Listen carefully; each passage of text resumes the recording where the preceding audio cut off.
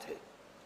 حضرت سلمان آپ کو معلوم ہے کہ ایران میں پیدا ہوئے، اور ان کے والد جو ہیں وہ آتش کدے کے بڑے ذمہ دار آدمی تھے، لیکن ان کو نفرت پیدا ہوئی کہ یہ آگ ہم خود جلاتے ہیں، ایندھن اس میں نہ ڈالیں تو بجھ جاتی ہے، ہم کیسے اس کے سامنے ہاتھ جوڑ کر کھڑے ہو جائیں اور اس سے دعائیں مانگیں۔ بہرحال اس بنا پر جو بھی چپقلش ہوئی، تو جیسے حضرت ابراہیم علیہ السلام کو ان کے والد نے گھر سے نکال دیا تھا، انہیں بھی گھر سے نکلنا پڑا۔ جیسے حضرت ابراہیم نے پھر ہجرت کی تھی اور وہ عراق سے جو ہے شام کی طرف منتقل ہوئے تھے، تو یہ ایران سے شام کی طرف منتقل ہوئے۔ وہاں جا کر انہوں نے عیسائیت کا مذہب اختیار کیا، راہبوں کے پاس رہے۔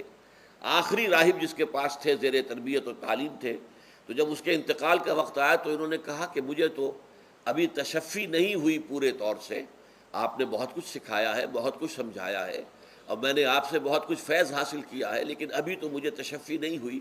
اب آپ کا انتقال ہو رہا ہے، میں آپ کے بعد کس کے پاس جاؤں؟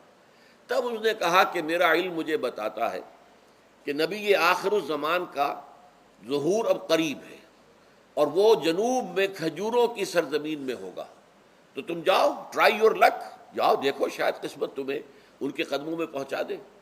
تو وہ وہاں سے روانہ ہوئے ایک قافلے کے ساتھ۔ قافلے پر ڈاکوؤں نے حملہ کیا، انہیں پکڑ کر غلام بنا لیا، غلام بنا کر بیچ دیا۔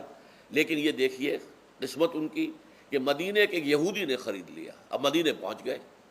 اب وہاں خبریں انہیں مل رہی ہیں کہ مکے میں کسی صاحب نے دعویٰ کیا ہے نبوت کا، لیکن ان کے پاؤں میں تو غلامی کی بیڑیاں، یہ مکے تو نہیں جا سکتے۔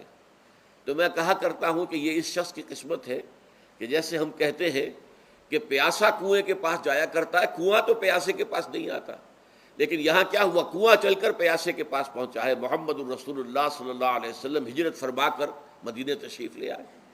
تب انہوں نے اپنے آقا سے ایک روز کچھ تھوڑی سی کھجوریں مانگی، لیں اور اجازت طلب کی اور جا کر حضور کی خدمت میں پیش کی، کیونکہ اس نے یہ بتایا تھا راہب نے کہ وہ ہدیہ تو قبول کر لیں گے، صدقات قبول نہیں کریں گے، صدقہ قبول نہیں کریں گے۔ تو اسی امتحان کے لیے جا کر حضور کی خدمت میں وہ کھجوریں پیش کی۔ حضور نے پوچھا کیا ہے؟ عرض کیا صدقہ۔ فرمایا نہیں، میں صدقہ قبول نہیں کرتا، یہ غربا کا حق ہے، دے دو، تقسیم کر دو۔ پھر کچھ عرصے کے بعد پھر کچھ کھجوریں لی ہوں گی اپنے اس آقا سے، پھر پہنچے۔ پھر جب حضور نے پوچھا کیا ہے، عرض کیا کہ یہ ہدیہ۔ آپ نے فرمایا ہاں ٹھیک ہے، ہدیہ میں قبول کرتا ہوں۔ تو فوراً قدموں میں گر گئے، ایمان لے آئے۔ اور ان کا معاملہ جو ہے یہ بھی جان لیجئے کہ یہ فقراء صحابہ میں سے تھے جو کوئی کام نہیں کرتے تھے، ہمہ وقت حضور کے ساتھ رہنا۔ اور اس اعتبار سے حضور نے ان کے بارے میں یہ بھی کہا ہے کہ سلمان و منا من اہل البیت، سلمان جو ہے وہ ہمارے اہل بیت میں شامل ہے، رضی اللہ تعالی عنہ۔